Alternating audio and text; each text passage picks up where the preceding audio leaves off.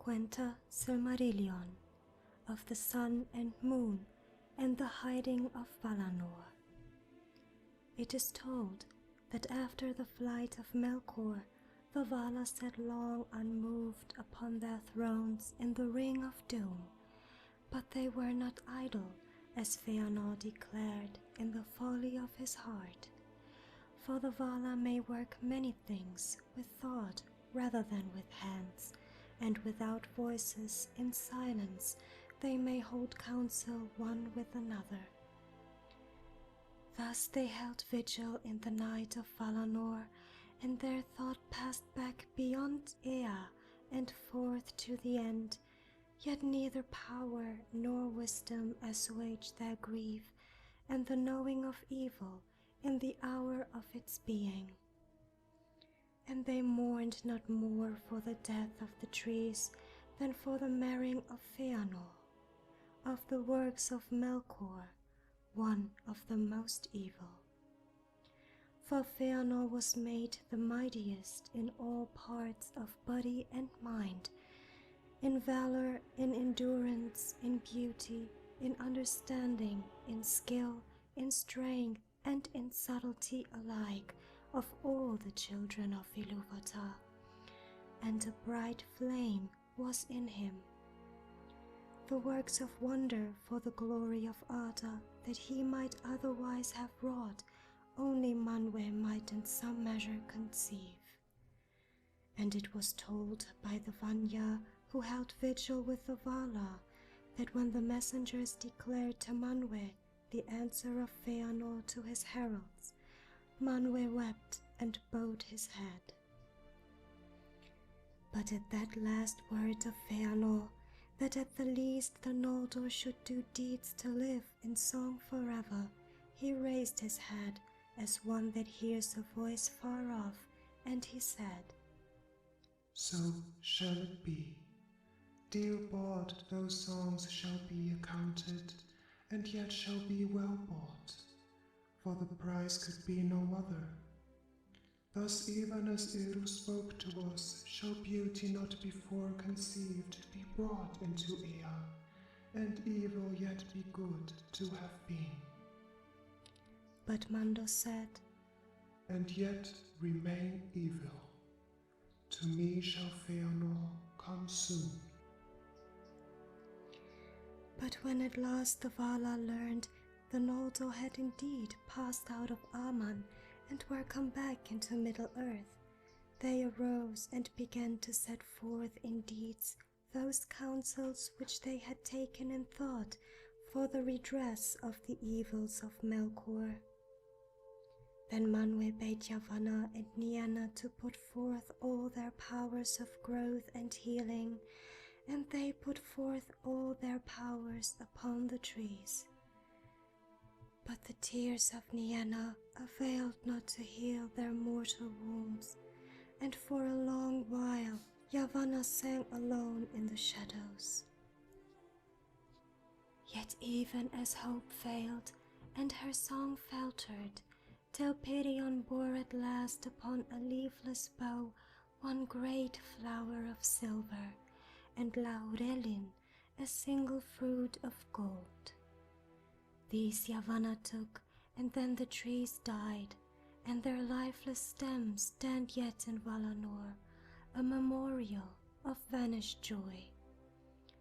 But the flower and the fruit Yavanna gave to Aule, and Manwë hallowed them. And Aule and his people made vessels to hold them and preserve their radiance, as is said in the Narsillion, the song of the sun and moon. These vessels the Valar gave to Vada, that they might become lamps of heaven, outshining the ancient stars, being nearer to Arda, and she gave them power to traverse the lower regions of Ilmen, and set them to voyage upon appointed courses above the girdle of the earth, from the west unto the east, and to return. These things the Valar did, recalling in their twilight the darkness of the lands of Arda, and they resolved now to illumine Middle-earth, and with light to hinder the deeds of Melkor. For they remembered the Avari that remained by the waters of their awakening, and they did not utterly forsake the Noldor in exile. And Manwë knew also that the hour of the coming of men was drawn nigh. And it is said indeed that even as the Valar made war upon Melkor for the sake of the Quendi, so now for that time they forbore for the sake of the Hildor, the aftercomers, the younger children of Ilúvatar. For so grievous had been the hurts of Middle-earth in the war upon Autumnal, that the Valar feared lest even worse should now befall, whereas the Hildor should be mortal and weaker than the Quendi to withstand fear and tumult. Moreover, it was not revealed to Manwë where the beginning of man should be, north, south, or east. Therefore the Valar sent forth light, but made strong the land of their dwelling. Isiel, the Sheen, the Vanyar of old, named the moon, flower of Telperion in Valinor, and Anna, the fire-golden fruit of Laurelin, they named the sun. But the Noldor named them also Rana, the wayward, and Vaza, the heart of fire, that awakens and consumes, for the sun was set as a sign for the awakening of men and the waning of the elves, but the moon cherishes their memory. The maiden whom the Valar chose from among the Maya to guide the vessel of the sun was named Arien, and he that steered the island of the moon was Tilion. In the days of the trees, Arien had tended the golden flowers in the gardens of Vanna, and watered them with the bright dews of Laurelin. But Tilion was a hunter of the company of Urome, and he had a silver bow. He was a lover of silver, and when he would rest he forsook the woods of Urome, and going into Lorien, he lay in dream by the pools of Este in Telperion's flickering beams, and he begged to be given the task of tending forever the last flower of silver. Arien the maiden was mightier than he, and she was chosen because she had not feared the heats of Laurelin and was unhurt by them, being from the beginning a spirit of fire, whom Melkor had not deceived nor drawn to his service.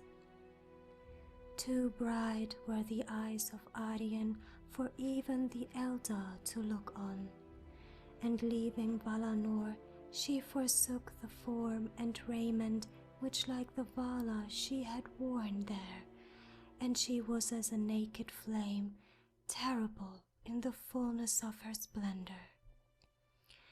Isiel was first wrought and made ready, and first rose into the realm of the stars, and was the elder of the new lights, as was Telperion of the trees. Then for a while the world had moonlight, and many things stirred and woke that had waited long in the sleep of Yavanna. The servants of Morgoth were filled with amazement, but the elves of the outer lands looked up in delight, and even as the moon rose above the darkness in the west, Fingolfin let blow his silver trumpets and began his march into Middle-earth. And the shadows of his host went long and black before them. Tilion had traversed the heavens 7 times, and thus was in the furthest east, when the vessel of Arien was made ready. Then Anna arose in glory, and the first dawn of the sun was like a great fire upon the towers of the Piluri. The clouds of Middle-earth were kindled, and there was heard the sound of many waterfalls. Then indeed Morgoth was dismayed, and he descended into the uttermost depths of Angband, and withdrew his servants, sending forth great reek and dark cloud to hide his land from the light of the day star. Now Vada purposed that the two vessels should journey in Ilmen and ever be aloft, but not together. Each should pass from Valinor turned from the east. Thus the first of the new days were reckoned after the manner of the trees, from the mingling of the lights when Arien and Tilion passed in their courses above the middle of the earth.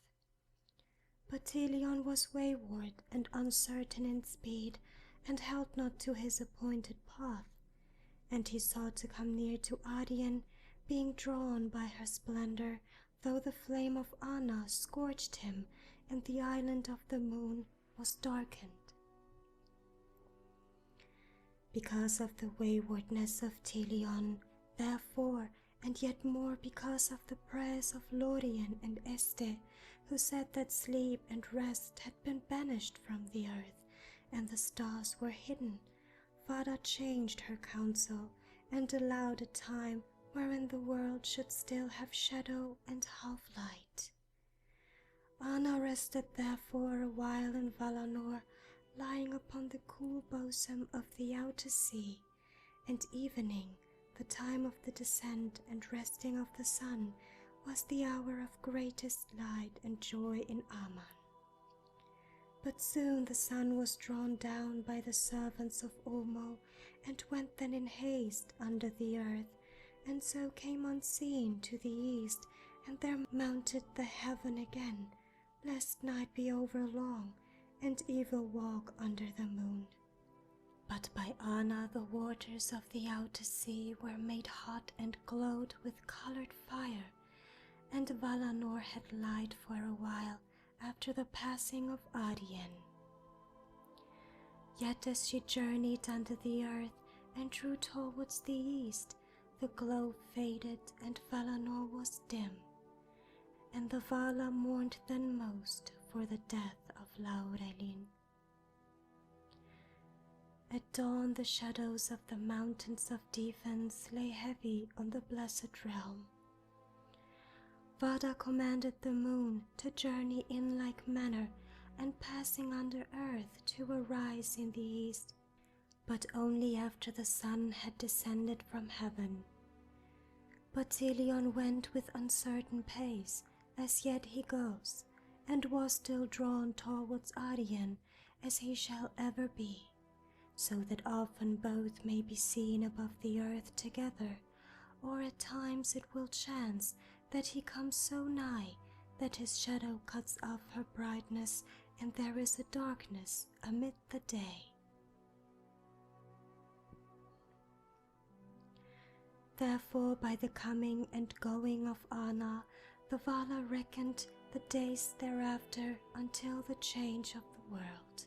For Tilion tarried seldom in Valinor, but more often would pass swiftly over the western land, over Avathar or Araman or Valinor, and plunge into the chasm beyond the outer sea, pursuing his way alone amid the grots and caverns at the roots of Ada.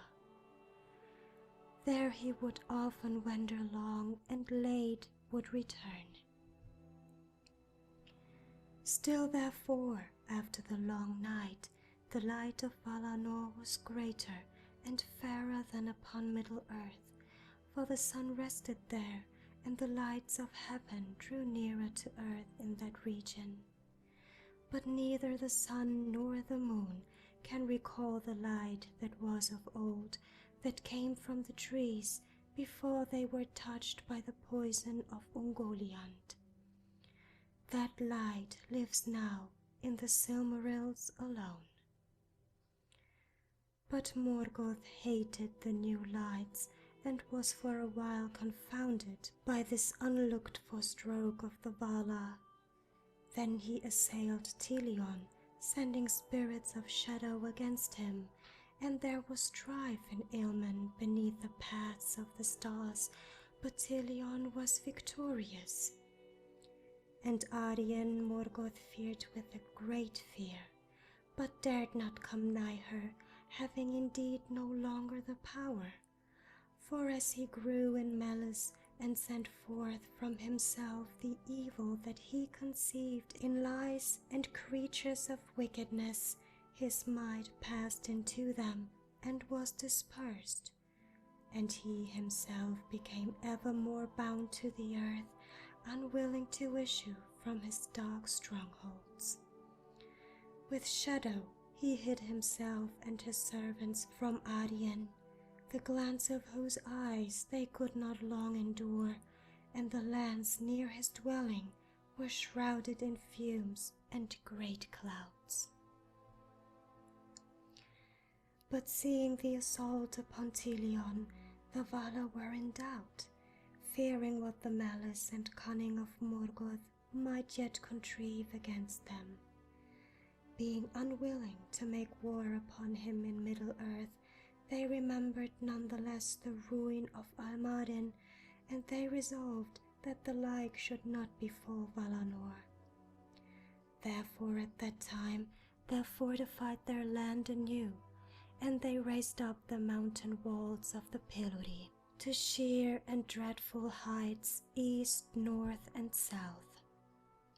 Their outer sides were dark and smooth, without foothold or ledge, and they fell in great precipices with faces hard as glass, and rose up to towers with crowns of white ice. A sleepless watch was set upon them, and no pass led through them, save only at the Kalakiria. But that pass the Valar did not close, because of the Eldar that were faithful. And in the city of Tirion, upon the green hill, Finarfin yet ruled the remnant of the Noldor in the deep cleft of the mountains. For all those of elven race, even the Vanya and Ingwe their lord, must breathe at times the outer air, and the wind that comes over the sea from the lands of their birth. And the Valar would not sunder the Teleri wholly from their kin. But in the Kalakiria they set strong towers and many sentinels, and at its issue upon the plains of Valmar a host was encamped, so that neither bird nor beast, nor elf nor man, nor any creature beside that dwelt in Middle-earth could pass that leaguer. And in that time also the hiding of Valinor, the enchanted isles were set, and all the seas about them were filled with shadows and bewilderment. And these isles were strung as a net in the shadowy seas from the north to the south, before Tol Eressëa, the lonely isle, is reached by one sailing west. Hardly might any vessel pass between them, for in the dangerous sounds the waves sighed forever upon dark rocks shrouded in mist, and in twilight a great weariness came upon mariners, and a loathing of the sea. But all that ever set foot upon the islands were there entrapped, and slept until the change of the world. Thus it was that Asmundos foretold to them in Araman the blessed realm was shut against the Noldor, and of the many messengers that in after days sailed into the west, none came ever to Valinor, save one only, the mightiest mariner of song.